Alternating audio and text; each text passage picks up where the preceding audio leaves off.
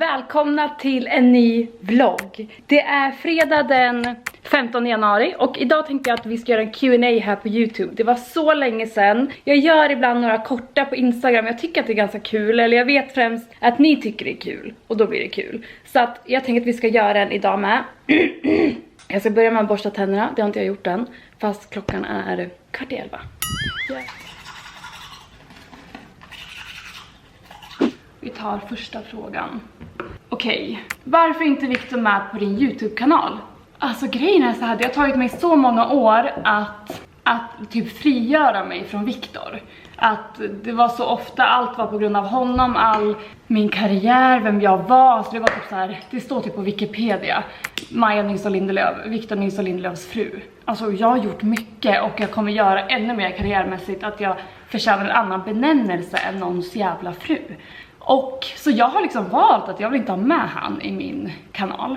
Sen blir det kanske onaturligt, men han är ju med lite sen när jag vloggar en hel dag och vi gör något. Men typ som nu är klockan 11:30 och han är ju och tränar till klockan 2, 2:30.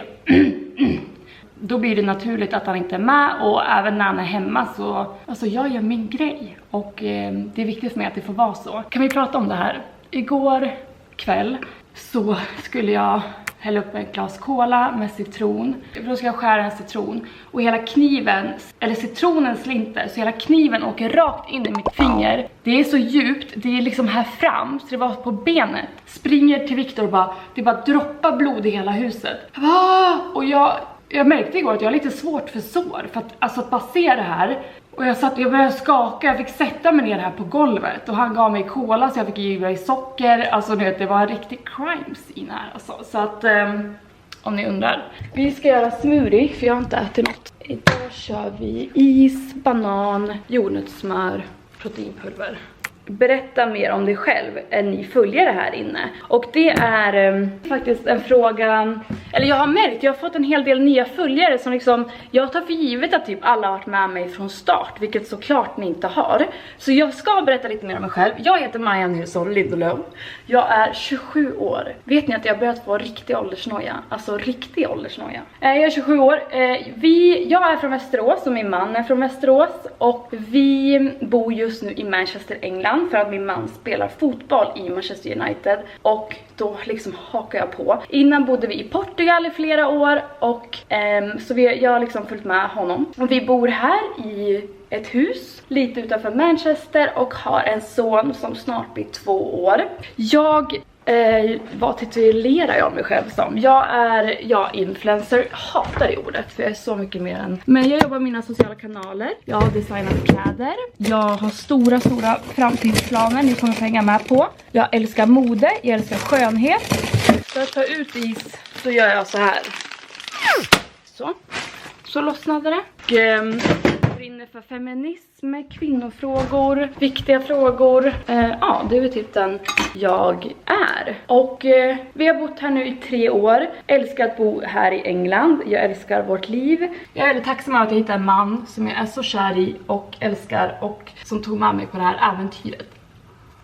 Det är liksom väldigt kul liv vi har. Nu har det dock varit lockdown i det här landet i typ 1 år. Så. Hjälp. Så varför blev det så lite? Jag har aldrig varit med om något liknande. Jaha, jag vill bara slänga in mer då. Vad fan. Men nu måste jag fortsätta. Jag såg att det var massa frågor och jättemånga roliga frågor. Så nu kör vi. How do you manage being a mom, wife and a businesswoman? Undrar om jag svarar på engelska eller svenska. Jag antar då engelska. I think I struggle sometimes, but that's mostly I struggle from guilt. I feel like I should be a better mom. I feel that I should work harder, and I feel that I should be a better wife. But I really try to be kind to myself, and I come to the conclusion that I'm not a good mom if I'm 100% just a mom, and I'm not a good businesswoman if I just work, and I'm not a good wife if I'm just a wife. I think I've experienced like all the different, like first when I met Victor I was just literally like his girlfriend, his wife. I lived with him in Portugal. I didn't do anything with my own life and I hated that. Like I've never been so like depressed in my life, even if I was like newly in love with him and everything was amazing, but I felt like a big part of myself was missing. And then I became a mother, and I love being a mom. Like he's obviously the biggest joy in my life, but when I've been home with him, for example, like 10 days in a row alone here and Victor is away, like after 4 days I felt like I needed to have a pause and like a break and just do something for me. So, and I feel like that's something I'm always gonna struggle with even if we have other babies. Next question. Jag vill köpa väska mellan 15 och 20 000 kronor. Vilken hade du valt? Jag tror att jag hade valt ett klassiskt märke. Märken kommer ju och går. Liksom att typ Valentino var inne för några år sedan. Sen var det Fendi och nu är det Dior. Jag hade valt ett klassiskt märke och sen valt en basfärg, typ en svart. Men inte den klassiska. Jag tänker att man vill ändå sticka ut lite. Tänker jag, om man ändå ska köpa väska då vill man ändå ha en väska som kanske inte många har. Så jag hade köpt från ett klassiskt märke men inte den mest klassiska väskan, fast en klassisk färg. Det är mina tips.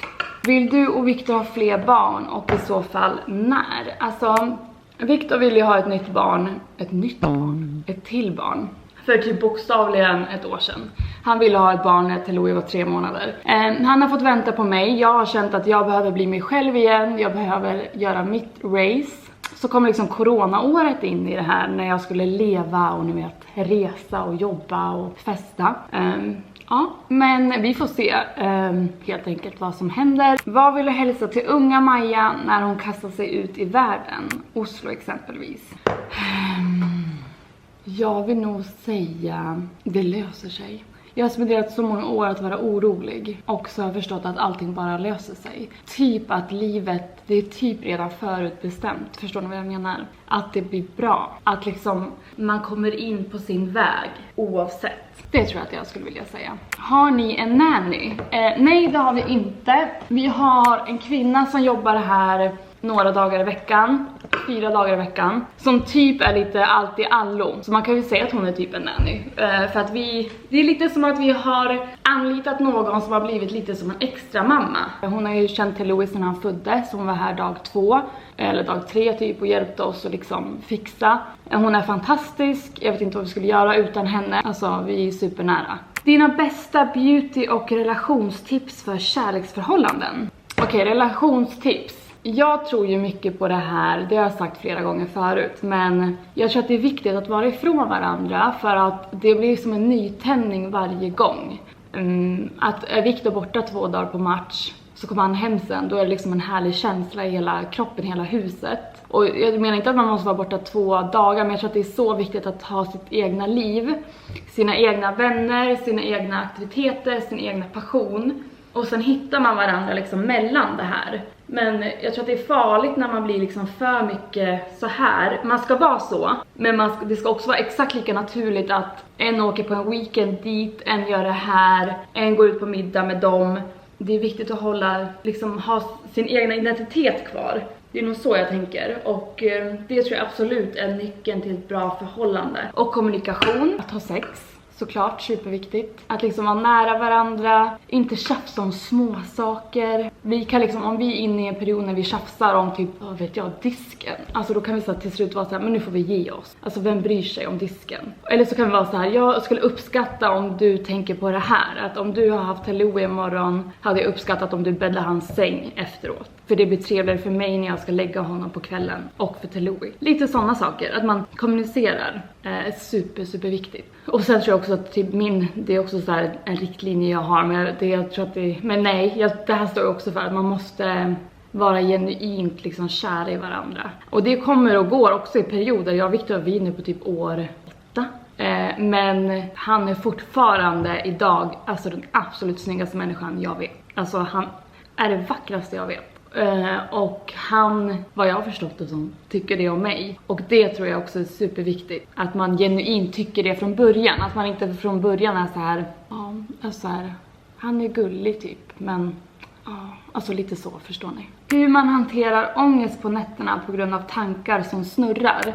Här har jag varit flera nätter och här har jag kommit till slutsatsen att ingenting löser sig på nätterna ändå. Alltså man kan inte göra någonting åt saken. Jag kan vara så oroad mig över jobb, men jag kan inte mejla någon då för att alla sover ju. Och jag kan inte ringa någon, eller om det är någon annan liksom, för de sover också. Så att man måste tänka sig, jag tar det här imorgon bitti, och typ 99% av gångerna så på morgonen när man vaknar, då känns det allt bättre och lättare, och då kan man ta tag i det man funderar över. Vågar man bli singel som 31-åring? Alltså ja, det här tror jag går hand i hand med det jag pratade om innan, att känner man ens att man vill vara singel, alltså man överväger att så här, men är det här 100, då är det inte 100.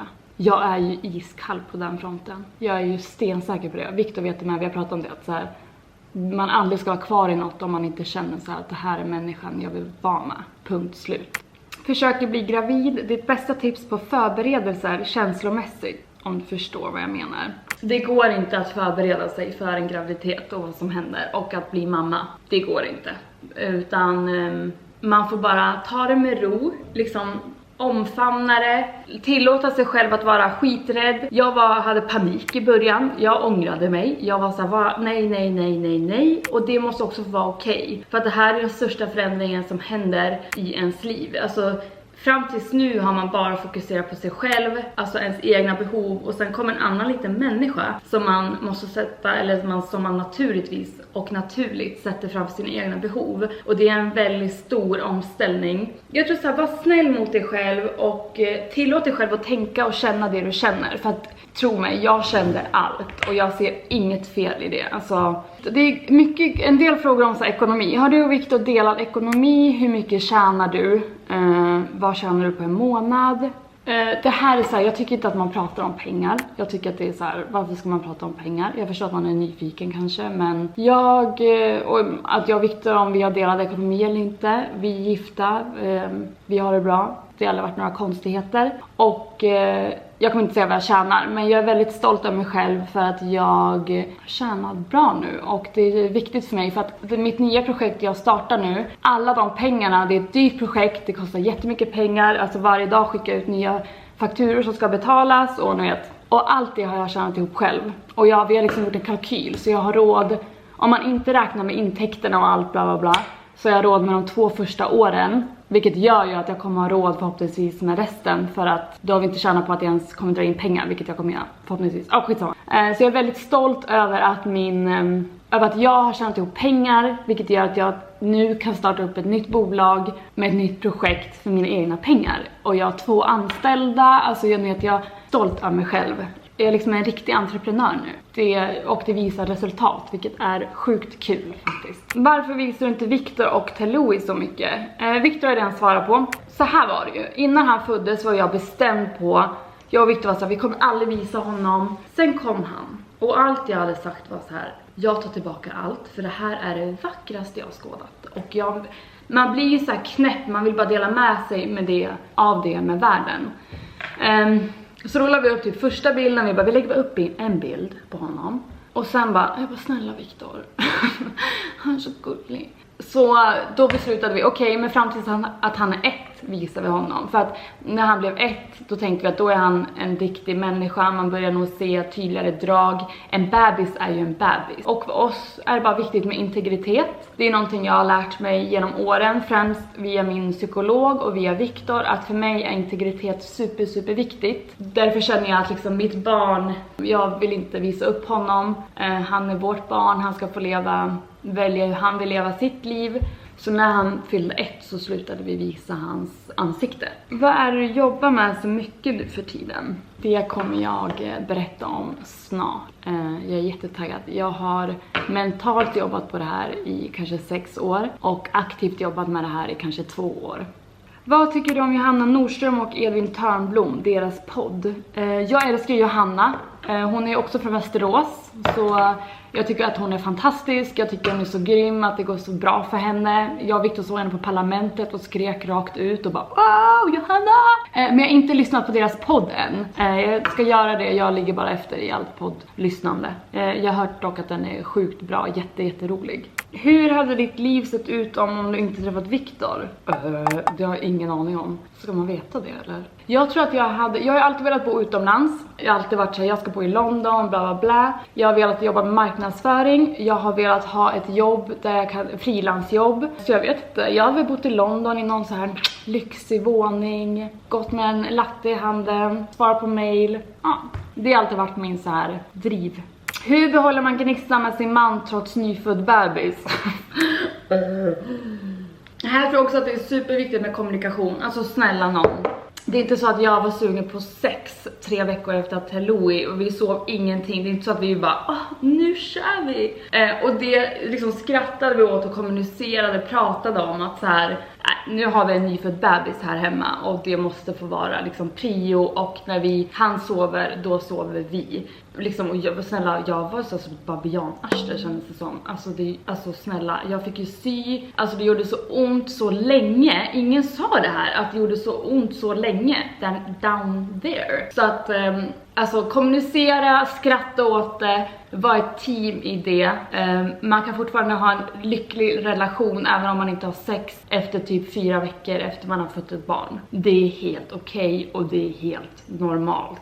Okej. Så släpp alla liksom vad man tror att alltså nej. Vad gör du och Victor för miljön? Köper ni eko, återvinner och sorterar? Vi sorterar absolut. Vi har 6 olika bins här ute. Vi klimatkompenserar alltid när vi flyger. Och jag försöker köpa hem, nu är det stängt på grund av corona och allt, men innan köpte vi alltid närproducerat. Where do you find all your cute tracksuits? Like the black block-colored one from Nike. My husband is sponsored by Nike, so we get a lot of clothes from there. So I never know like the links, because we have a special site where we go in and order. Vad är det jobbigaste, svåraste med att vara gift med en professionell fotbollsspelare?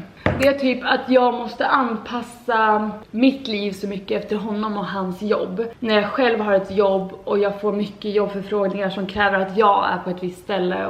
Och det har jag lite svårt för. Jag har accepterat det, men det ligger inte i min personlighet. Det låter ju väldigt så här. Men nej, men det kan få mig att så här, om någon vill boka in en kampanj med mig i maj, då är jag så här, ja okej, men då måste jag skaffa en barnvakt, för att jag vet inte vart Victor är, alltså bla bla bla. Och det betyder ju också att jag tar vår son ifrån Victor i kanske en vecka.